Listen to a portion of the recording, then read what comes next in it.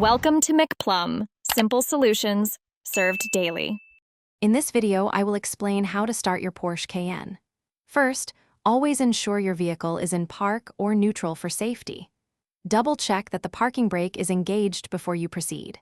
Next, locate the ignition slot, typically on the right side of the steering column, or the start/stop button if your model has keyless entry.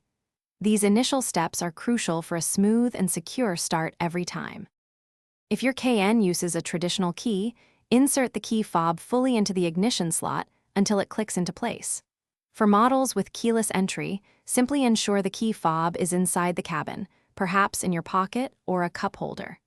Regardless of your ignition type, you must press the brake pedal firmly with your foot. This action is a necessary safety interlock before the engine can be started. With the key inserted and the brake pedal pressed, turn the key clockwise to the start position and hold it briefly. If you have a keyless system, simply press the engine start/stop button. The engine should fire up quickly. Once the engine is running smoothly, release the key or button. Listen for the engine to settle into a steady idle before engaging a gear.